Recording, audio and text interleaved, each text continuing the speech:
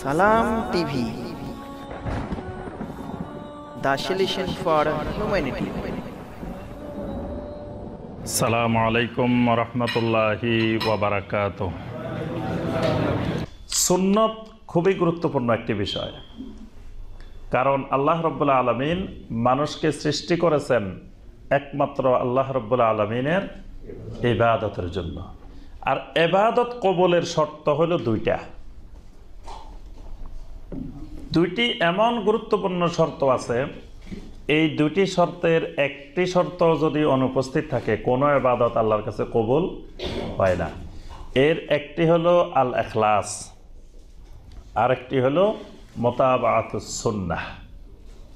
যদি আমলটি ইবাদতটি ইখলাসের সাথে না হয় এবং নবী সাল্লাল্লাহু আলাইহি ওয়াসাল্লামের সুন্নত অনুযায়ী না হয়, সুন্নতের অনুকরণে ইবাদতটা না হয়, তাহলে এই ইবাদত আল্লাহ রাব্বুল আলামিন কবুল করেন না। তাহলে কোনো ইবাদতে কবুল হবে না যদি সুন্নত অনুযায়ী করা না হয়। ইবাদত কবুলের গুরুত্বপূর্ণ শর্ত সুন্নতের ইত্তেবা, সুন্নতের অনুসরণ। আল্লাহ পাক মানুষকে সৃষ্টি করেছেন আহসান আমল করার জন্য, সুন্দর আমল করার জন্য। আল্লাযী খলাকাল মাউতা ওয়াল হায়াতা লিয়াবলুয়াকুম আইয়ুকুম আহসানু আমালা। এখানে আল্লাহ রাব্বুল আলামিন আকসারু আমালা বলেন নাই, যে তোমাদেরকে বেশি বেশি আমল করার জন্য বানাইছি, এই কথা বলেন নাই। আল্লাহ সুবহানাহু ওয়া তাআলা বলছেন তোমাদেরকে সুন্দর আমল করার জন্য বানাইছি। তা আমল সুন্দর হয় কিভাবে? যেই আমলের ভিতরে ইখলাস থাকে, যেই আমলের ভিতরে নবী সাল্লাল্লাহু আলাইহি সাল্লামের সুন্নত থাকবে, সেই আমলটা হবে আহসান আমল, সুন্দর আমল। তাহলে সুন্দর আমল হইতে হলে সুন্নত লাগবে। কোরআনে কারিমে যত জায়গায় আল্লাহ রাব্বুল আলামিন জান্নাতের কথা বলছেন, জান্নাতের জন্য দুটি শর্ত আরোপ করেছেন আল্লাহ রাব্বুল আলামিন। একটা হলো ঈমান, আর একটা হলো আমলে সালেহ। কোরআনে কারিমের প্রথম থেকে শেষ পর্যন্ত আমরা যত জায়গায় তেলাওয়াত করব, আমরা দেখব আল্লাহ রাব্বুল আলামিন বলছেন ইন্নাল্লাযীনা আমানু ওয়া আমিলুস সালিহাত লাহুম জান্নাতুন তাজরি মিন তাহতিহাল আনহার ওয়া বাশশিরিল্লাযীনা আমানু ওয়া আমিলুস সালিহাতি আন্না লাহুম জান্নাত। যে যাদের ঈমান আছে আর আমলে সালেহ আছে, তাদেরকে আপনি জান্নাতের সুসংবাদ দিন। তাহলে ঈমানের সাথে আল্লাহ পাক আরেকটি শর্ত আরোপ করেছেন আমিলুস সালিহাত, আমলে সালেহ।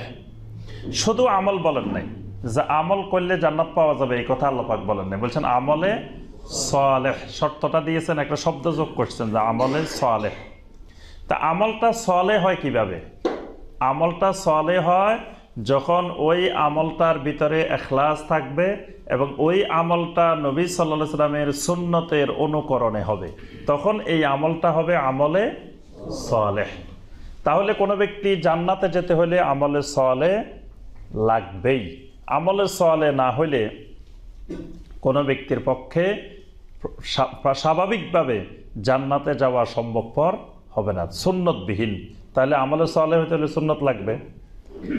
আচ্ছা, আল্লাহ রাসূল সাল্লাল্লাহু আলাইহি সাল্লামের সুন্নত অনুসরণ করাকে আল্লাহ রাব্বুল আলামিন সবচেয়ে বেশি মহব্বত করেন, এবং আল্লাহ পাক শর্তই দিয়েছেন যে আল্লাহকে ভালোবাসতে হলে, আল্লাহর ভালোবাসা পাইতে হইলে নবী সাল্লাল্লাহু আলাইহি সাল্লামের সুন্নতের ইত্তেবা করতে হবে।